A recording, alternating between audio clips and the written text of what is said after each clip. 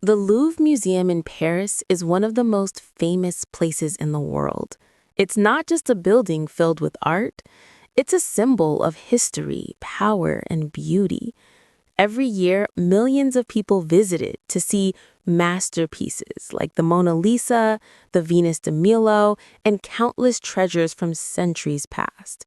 So, when news broke that someone had actually managed to rob the Louvre, the entire world stopped to listen. It sounded like something straight out of a movie.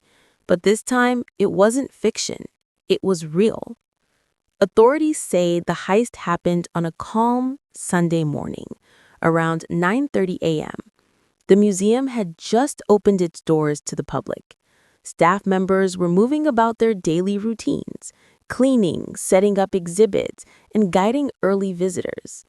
Nothing seemed unusual until chaos erupted. Somewhere inside that massive museum, a team of highly skilled thieves had already made their move. Investigators believe that 3 to 4 people were involved. They weren't random amateurs or petty criminals. These were experts, professionals who understood the security systems, the layout of the building, and exactly where to go. They managed to enter through an outside balcony, using a window that would later be found boarded up by police. In just 7 minutes, they pulled off what investigators are calling the heist of the decade. 7 minutes. That's all it took for them to make off with 9 priceless pieces of royal jewelry. These weren't just expensive accessories. They were symbols of French history. Jewels that once belonged to queens and princesses. Among the stolen pieces were emerald and sapphire necklaces, a tiara made with 212 pearls and nearly 2,000 diamonds, and other royal treasures estimated to be worth over $100 million. When security guards realized what had happened, it was already too late. The thieves had vanished, escaping the scene on high-powered scooters. The streets of Paris were alive with tourists and Sunday morning traffic, but the robbers melted away into the city like ghosts. It was as if they had vanished into thin air. The only clue left behind was a damaged royal crown, dropped near the museum, possibly by accident during the getaway. Experts immediately began comparing this real-life robbery to some of Hollywood's most famous heist films.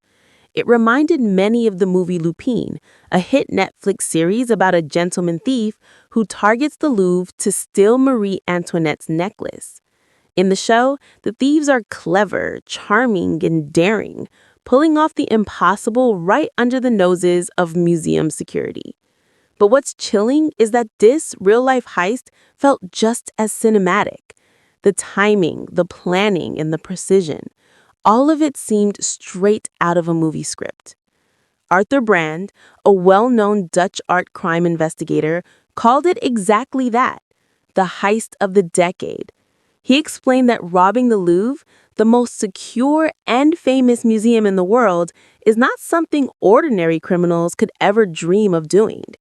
For a team to not only plan it, but actually succeed, meant that something must have gone seriously wrong with security. It exposed cracks in a system that was supposed to be nearly unbreakable.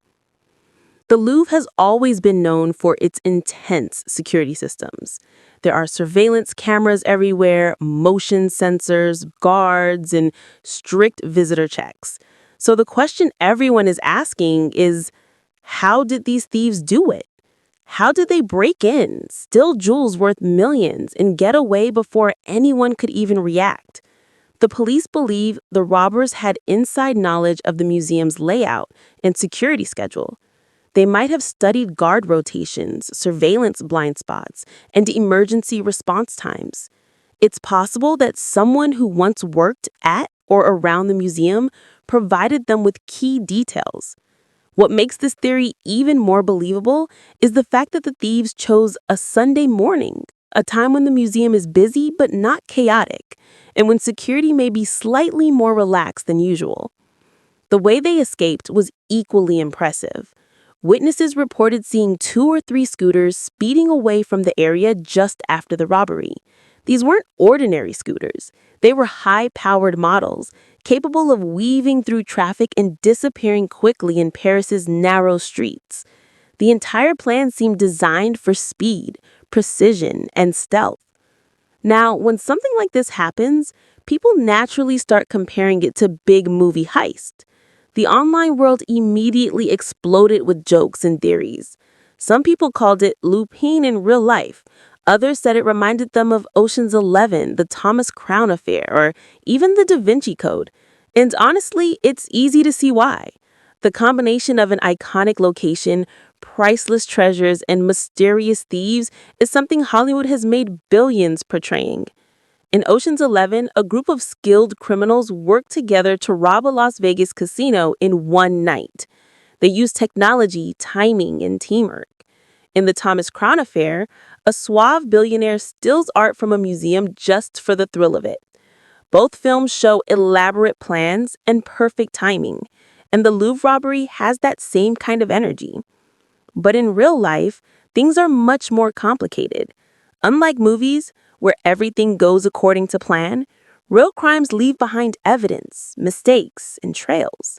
Still, this Louvre robbery was done so efficiently that investigators are calling it one of the most professional art crimes in recent memory.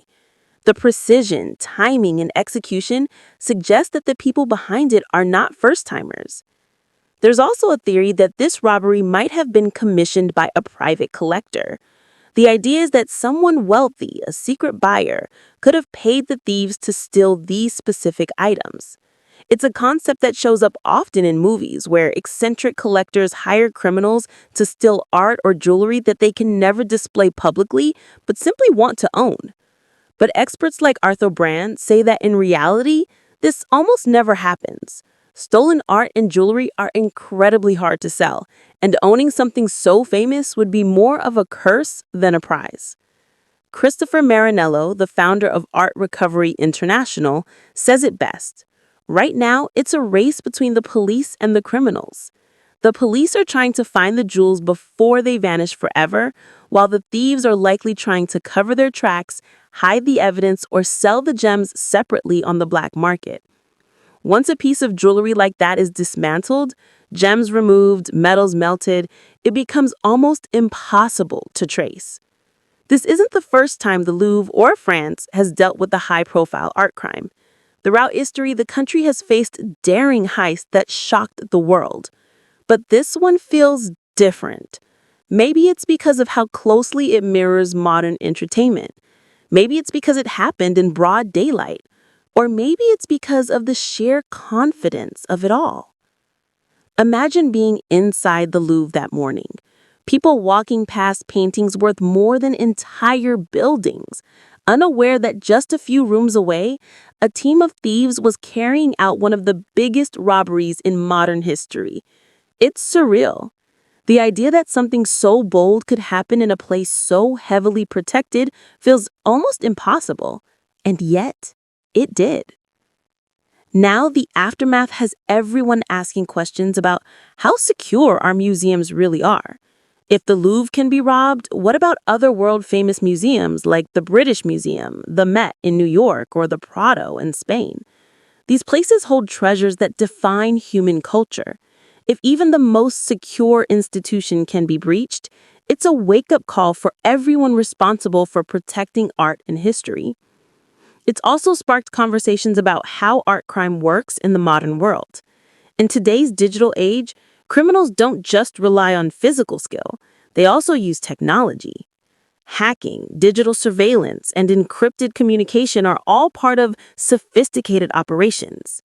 The Louvre thieves might have used tools or devices to disable alarms, block cameras, or interfere with signals. The investigation is still ongoing, but police say they are analyzing hours of footage, forensics, and leads. Meanwhile, social media can't stop talking about it. People are turning the robbery into memes, fan theories, and even fantasy movie castings.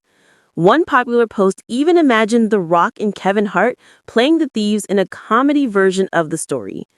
Another joke that Netflix was already writing the script for Lupin, the real story. But behind the jokes, there's a very real sense of loss. Those jewels weren't just expensive, they were irreplaceable. They carried hundreds of years of history, stories of queens, revolutions, and the legacy of French royalty. Each gemstone was a piece of the past. And now, they're gone. What makes this robbery so fascinating is how it connects fiction and reality. For years, we've watched movies romanticize heist, clever plans, charming thieves, thrilling escapes. But now we're seeing what happens when life imitates art. And in this case, the line between the two has almost completely disappeared. Investigators continue to search for answers. They've interviewed witnesses, reviewed security logs, and are coordinating with international agencies.